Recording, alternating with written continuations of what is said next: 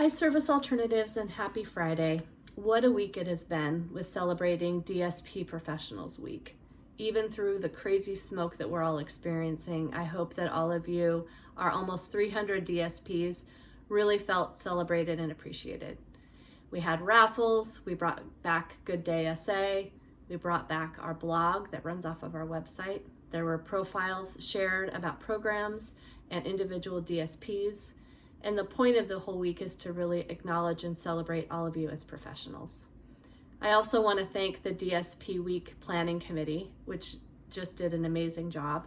The committee was led by Jesse DePardo, our engagement administrator, and it was made up of managers and other individuals across the organization who really wanted to be a part of planning the celebration for DSPs. So with that, I would like to thank Michael Wallace, Elena Doyle, Christine Hilton, Tammy Forbes, Martin Venerucci, Crystal Whip, and Chelsea Ferris. Thank you to all of you who really made the week special for our DSPs. Separate from that, I really wanted to tell one story today, and then I'll call my message off because you've all been overwhelmed by lots of information coming your way through the week.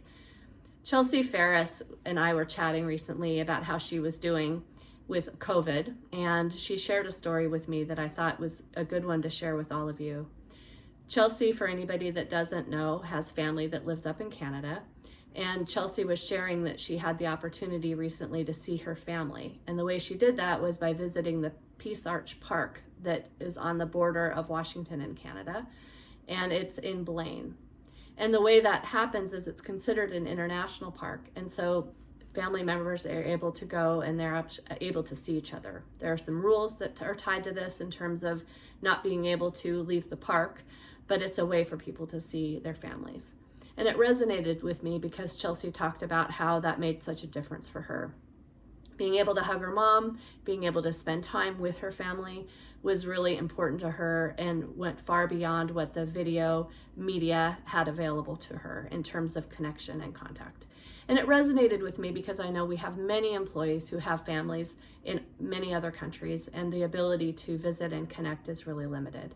So while Chelsea's story is one she shares that talks about how that really turned around her attitude, her mental health, her spirit in being able to see her family, I know a lot of you are really struggling with not being able to see yours. I really encourage each of you to figure out your own ways of connecting with your families during this time. While being able to visit with your family at an international park might not be an option like it is for Chelsea, there are ways that I encourage you to keep connected. Receiving a letter is something that many of us don't get to do often, and it's something that is awfully special. Getting packages in the mail.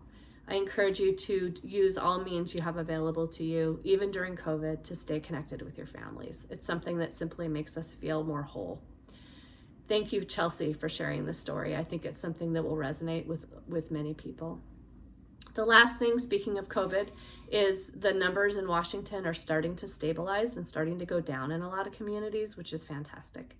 And with that, the level of rigor we all need to have on sanitizing surfaces, on disinfecting our hands, on wearing masks, on social distancing must stay as high. If you've got a cold, if you think you have a cold, if you think you have a sore throat, please follow the protocols that we have in place. We're expecting that as we go inside more, as weather starts to become worse, we're expecting that as flu season goes up, that the level of COVID cases will start going up. The work you have all done is absolutely amazing in terms of you keeping yourselves, your families, and your coworkers safe, in terms of your supporting your clients to stay safe, and we just can't relax. So I encourage you to find other ways to relax, but please don't relax on these factors that are just really helping us all keep each other safe. We've got this SA. Thank you so much for what you're doing, and have a great weekend. Bye-bye.